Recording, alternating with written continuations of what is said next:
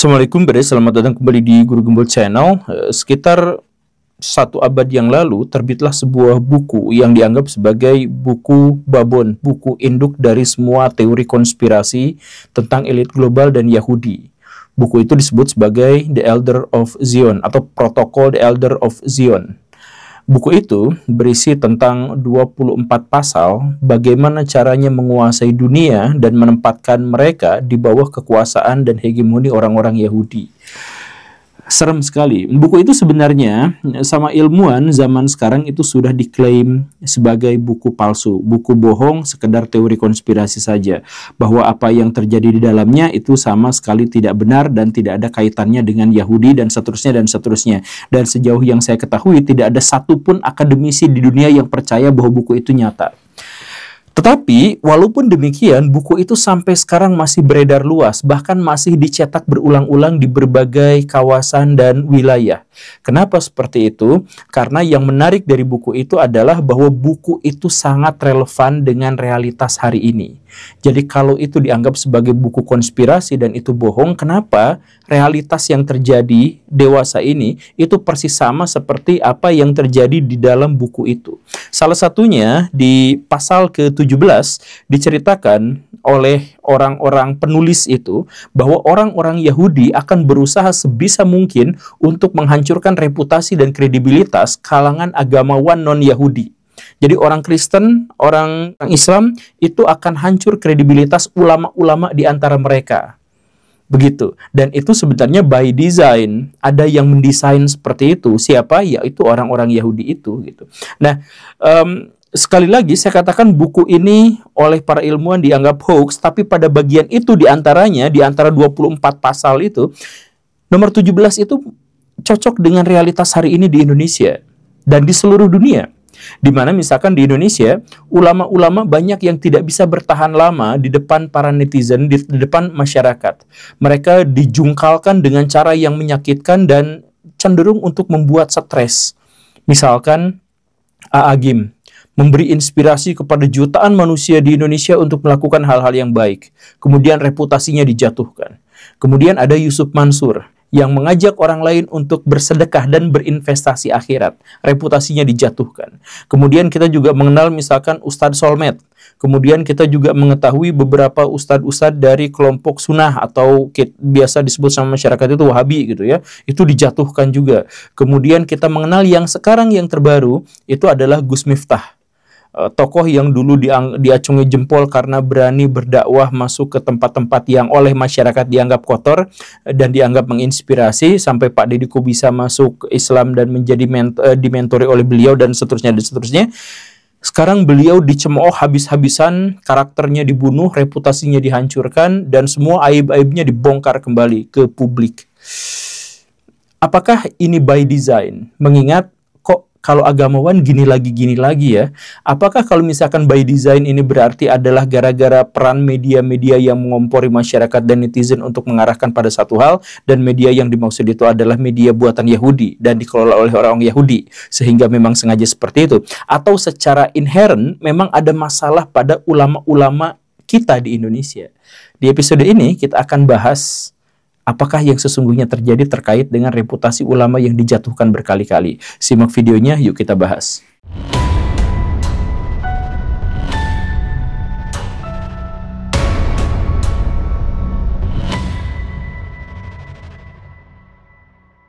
Betapapun saya mempertimbangkan bahwa memang ada gerakan desain untuk menghancurkan reputasi para agamawan di Indonesia atau di seluruh dunia misalkan, saya tetap menganggap bahwa apa yang terjadi di Indonesia sekarang terkait dengan cancel culture terhadap sebagian dari ulama-ulama itu memang terjadi karena masalah dari para ulama itu sendiri, atau terjadi gara-gara masyarakat kita memandang para ulama dengan cara yang keliru atau dengan cara yang salah gitu. Misalkan beginilah ya. Apa yang kita pahami tentang ulama sekarang itu diantaranya adalah bahwa ulama itu sering ngurusin urusan orang lain. Kamu harus gini ya, kamu harus gitu ya, kamu kok begini, rumah kamu kok begitu, pakaian kamu kok begini, kamu kok kebiasaannya ngerokok dan sebagainya. Itu kebiasaan dari sebagian dari agamawan atau ulama kita. Kemudian yang kedua adalah menghakimi orang lain. Kamu tuh liberal ya, kamu tuh Zionis ya, kamu tuh pro terhadap ini ya, kamu tuh pikirannya ateis ya, kamu tuh kan nggak seperti ini, begitu kan ya. Padahal siapa dia juga gitu ya, tapi dia suka menghakimi orang lain yang menurut dia memang layak dihakimi gitu. Kemudian selalu mengarahkan pikiran orang lain pada satu arah gitu. Hati-hati, kamu jangan mikir kayak gitu ya, mendingan mikirnya kayak gini. Hati-hati, kamu jangan ikut pengajian ustadz itu ya, nanti kamu begini gitu ya, diarahkan. Kemudian karakteristik berikutnya itu adalah sering memberi label. Ya tadi itu, kamu tuh labelnya komunis, kamu tuh labelnya liberal, kamu tuh seperti orang Syiah, kamu tuh seperti pendukungnya Ade Armando saja, kamu tuh jadi dibikin label dulu gitu. Dan yang terakhir kemudian adalah mengingkari ajaran agamanya sendiri gitu. Ya kadang-kadang misalkan mereka mengajarkan kita untuk berpikiran bersih dan berkata-kata bersih, tapi kan mereka sendiri kata-katanya sering jadi racun gitu ya, sering toksik gitu ya. Kemudian mereka mengajarkan untuk ikhlas dan sebagainya, tapi mereka itu kadang-kadang marah-marah kalau nggak dikasih amplop buat ceramah gitu dan lain sebagainya. Ini adalah fenomena-fenomena. Nah, fenomena-fenomena ini kemudian berakumulasi menjadi dendam kesumat yang tidak disadari oleh masyarakat secara kolektif gitu. Jadi masyarakat sebenarnya tidak suka, masyarakat sebenarnya risau dengan fenomena-fenomena yang seperti ini, tetapi mereka tidak berani melawan. Karena apa? Karena orang-orang itu yang kita sebut sebagai ulama atau yang mengaku sebagai ulama, tidak semua ya, tapi orang yang mengaku sebagai ulama itu menganggap dirinya sendiri sebagai orang yang memiliki otoritas terkait dengan surga dan neraka, otoritas terhadap pahala dan dosa. Bahkan banyak di antara mereka yang kalau tidak sesuai dengan pemikiran saya, tidak sesuai dengan pemikiran kami, berarti itu sesat. Nah kan, jadi dia itu benar-benar memonopoli kebenaran gitu. Nah, jadi orang-orang yang seperti itu sebenarnya membuat sakit orang-orang, masyarakat, membuat resah. Cuman kita tuh gak berani ngelawan mereka gitu, karena otoritas itu gitu.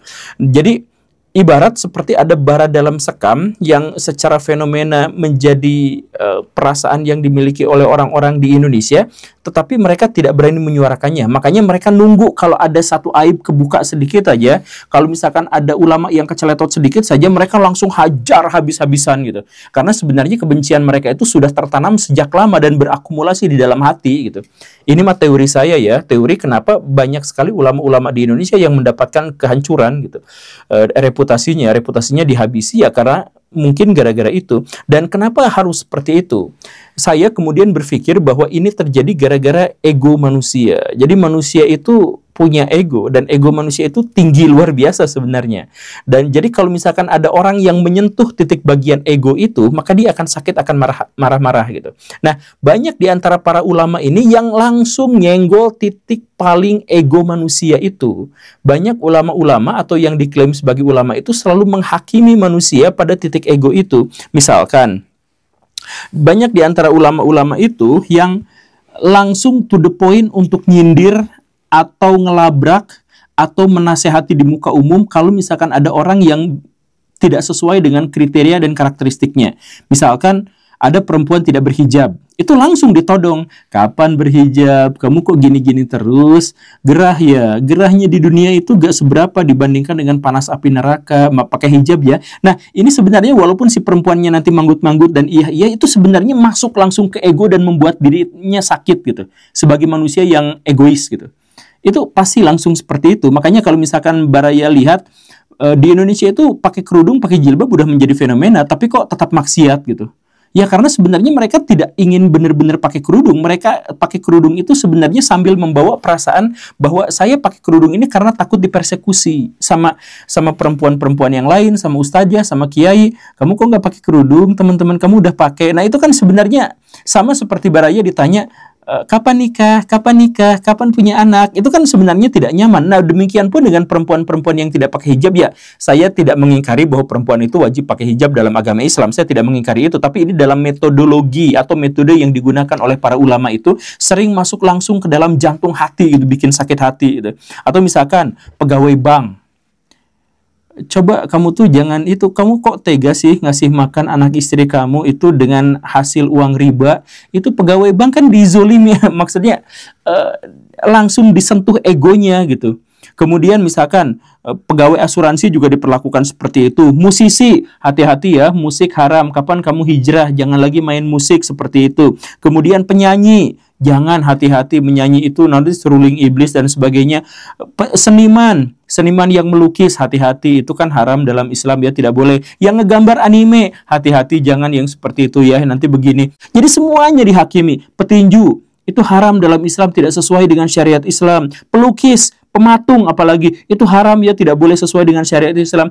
Jangankan mabok baraya, cuman ngerokok doang pun, aduh, itu kan sebenarnya perbuatan yang tidak baik. Itu rokok kan begini begitu dan sebagainya. Ibu melahirkan dengan cara sesar itu juga dihakimi. Wah, berarti ibu harus diruqyah karena itu di situ janinnya itu begini dan begitu gitu. Jadi orang mau menjalankan ajaran agamanya itu dihakimi habis-habisan, full dari awal sampai akhir, dari atas sampai bawah, dari depan sampai belakang. Baraya mau jadi tukang apa itu dihakimi sama orang lain, sama orang yang mengaku ulama itu. Nah, jadi sekali lagi ya, walaupun perkataan itu, singgungan itu, plesetan itu, atau sindiran itu sebenarnya tidak benar-benar penuh penekanan dan penuh ancaman, tapi itu nyakitin. Sama seperti yang tadi saya katakan, ketika ada orang yang tiba-tiba nanya, kapan kamu nikah? Ya emang urusan kamu apa sih kalau misalkan saya nikah sama enggak tuh gitu. Kan kamu juga belum tentu ngamplop ke saya gitu. Kan gitu ya. Jadi ego manusia itu sering disakiti oleh kelompok-kelompok ulama itu. Dan ego itu menjadi lebih marah lagi ketika sebagian dari ulama-ulama itu atau yang mengaku sebagai ulama-ulama itu justru melakukan kejahatan yang sama atau bahkan lebih besar dibandingkan dengan kejahatan yang dilakukan oleh mereka sendiri gitu. Jadi misalkan ada sebutan lah, bermusik nggak boleh, tapi menggal orang pakai takbir boleh. Kan ada yang mengatakan seperti itu gitu. Ya karena keresahan hati mereka itu gitu. Jadi orang-orang yang suka menghakimi kita ternyata mereka lebih berdosa daripada kita. Seperti misalkan ya, Departemen Agama. Itu kan banyak latarnya santri-santri, tapi itu salah satu sarang koruptor terbesar di Indonesia. Iya kan? Kemudian pesantren misalkan. Jumlah pesantren di Indonesia jauh lebih sedikit daripada jumlah sekolah di Indonesia. Tetapi yang banyak menghiasi berita-berita media massa terkait dengan kekerasan seksual, terkait dengan homoseksual, terkait dengan bullying dan persekusi, terkait dengan kotor, terkait dengan adanya maling di sana dan lain sebagainya, itu pesantren. Padahal jumlahnya jauh lebih sedikit daripada sekolah. Artinya apa? Artinya intensitas sesuatu yang buruk di sana itu jauh lebih besar lagi gitu. Ada banyak orang-orang baik-baik masuk ke pesantren dalam kondisi tidak merokok. Keluar dari pesantren jadi ngerokok, membantah orang tua, kemudian mengatakan bahwa orang tuanya begini. Tidak semuanya, tapi banyak kan yang seperti itu gitu. Nah, kalau misalkan kita lihat dari statistik, itu kan tidak bisa diingkari gitu. Kemudian banyak ulama-ulama yang kata-katanya tuh kasar luar biasa, menjelekan, pakai bahasa yang paling sadis. Ya, seperti yang kasus kemarin Gus Miftah itu, dan lain sebagainya gitu. Kemudian mengklaim bahwa dirinya itu adalah agama gitu. Jadi kalau misalkan mengkritik dirinya berarti mengkritik agama gitu. Ada yang seperti itu. Dan kemudian banyak bahkan di antara mereka yang suka bikin ajaran-ajaran palsu, mengubah ajaran Islam, bahkan menciptakan dan menyebarkan hadis-hadis palsu atau hadis-hadis doif gitu.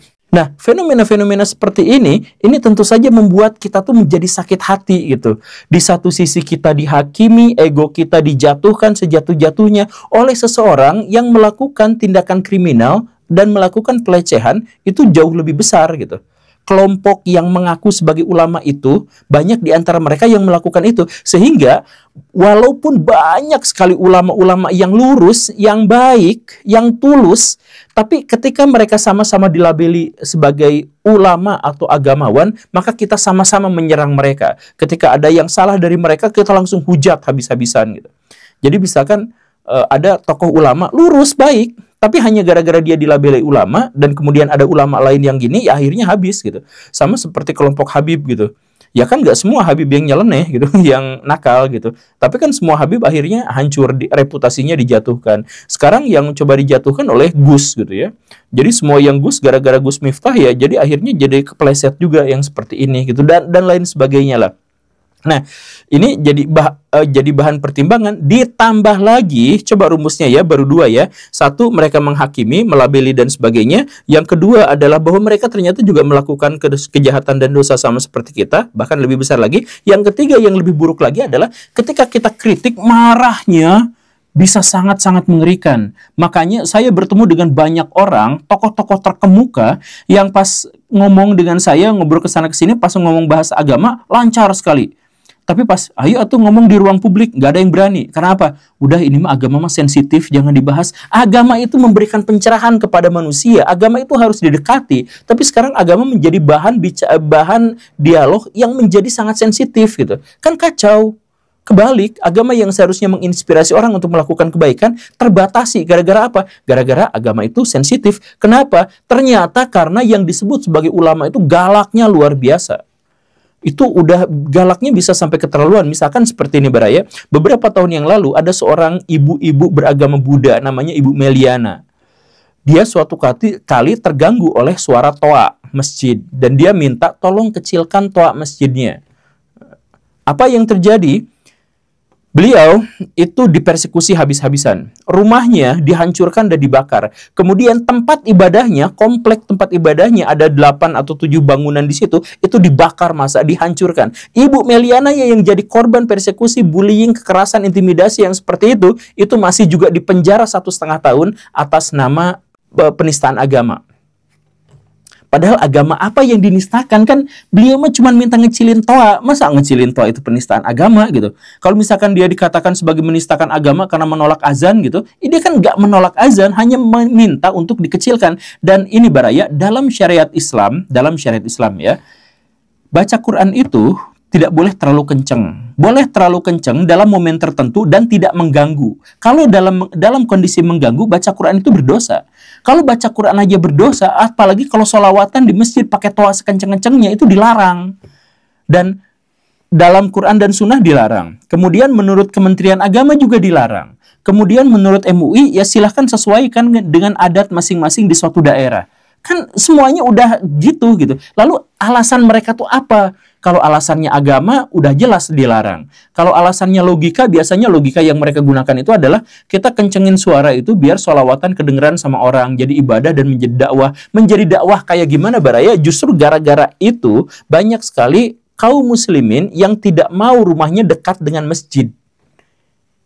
Cek Baraya ke semua tukang properti di Indonesia. Harga rumah yang di dekat masjid itu lebih murah. Bahkan jatuh dibandingkan yang jauh dari masjid. Karena apa? Karena terganggu luar biasa, bukan sama azan, bukan sama sholawatan, tapi sama azan yang diperkeras dengan suara toa yang membisingkan itu. Kan begitu. Nah, jadi ini bukan penistaan agama, tapi dianggap dilabeli sebagai penistaan agama, dan ketika Ibu Meliana minta dikecilin, itu langsung dihukum 1,5 tahun penjara, plus rumahnya dibakar, plus tempat ibadahnya dibakar, plus dirinya diintimidasi. Itu yang terjadi, dan bukan hanya sekali. Kasus misalkan kemarin ada seorang influencer cobain makan babi, yang jelas itu haram gitu ya, makan babi itu haram gitu. Tapi kemudian dia ngomong bismillah, ya mungkin karena udah biasa gitu atau apa, karena dia muslim, cuman muslim yang nakal gitu. Ya itu kan dihakiminya apa? Sampai masuk penjara. Kemudian kita juga melihat banyak sekali fatwa-fatwa ini masuk penjara karena penistaan agama. Lagi-lagi kemarahannya itu luar biasa, bisa sampai ini. Baraya cek orang-orang luar mau bikin film kalau ada menyangkut Islam itu sangat hati-hati karena pemarah sekali. Nah, orang-orang yang disebut sebagai ulama itu pemarah. Udah mah di satu sisi mereka suka menghakimi, udah mah di sisi lain mereka juga sebenarnya banyak yang melakukan hal itu. Dan kalau misalkan dikoreksi atau apa, itu bisa marahnya luar biasa. Dan ini bukan hanya pengalaman kolektif orang-orang awam. Orang ustadz-ustadz juga kayak gitu. Jadi sesama ustadz itu saling meng-cancel. Jangan ikutin ustadz anu karena begini dan begitu. Saya kemarin diskusi dengan seorang ulama sahabat saya, seorang dai yang muda, belia dan menginspirasi banyak orang. Beliau juga sangat dibatasi dan merasa sangat berhati-hati kalau misalkan dakwah, karena serangan terbesarnya itu justru didapati dari orang yang mengaku ulama itu gitu. Jadi ini sama sekali tidak konstruktif Baraya. Jadi ayo kita rubah. Jadi kata-kata saya ini adalah ekspresi kecintaan saya pada agama saya, pada masyarakat ini gitu. Tapi tetap aja mungkin di kolom komentar masih akan ada yang menghujat saya sebagai anti ulama dan sebagainya gitu. Ya itu karena galak dan kemudian marah-marah. Baraya coba kalau misalkan ada yang mengkritik itu tapi dalilnya agama, itu marahnya luar biasa. Kamu tuh kan nggak ngerti soal agama. Banyak di antara kita tuh yang kok galak banget seperti itu, padahal ya biasa-biasa aja gitu. Bisa kan kita biasa-biasa aja gitu. Dan iya sekali lagi ya, ini menjadi fenomena sehingga karena di satu sisi masyarakat kita itu adalah resah terhadap oknum-oknum dari orang-orang yang mengaku sebagai agama, sebagai fenomena kayak seperti itu, tapi di sisi lain mereka juga sangat takut masuk neraka dan ingin mendapatkan surga. Nah, kegelisahan itu akhirnya apa? Akhirnya ia tersimpan aja dalam hati, tapi nunggu pas giliran ada ulama yang melakukan kesalahan kecil aja sebenarnya, atau melakukan hal-hal yang biasa dilakukan oleh masyarakat yang lain, mereka langsung dijatuhkan. Oke, baraya itu saja ya. Terima kasih karena sudah menyimak. Semoga tidak disalahpahami. Saya Guru Gembul. Assalamualaikum warahmatullahi wabarakatuh.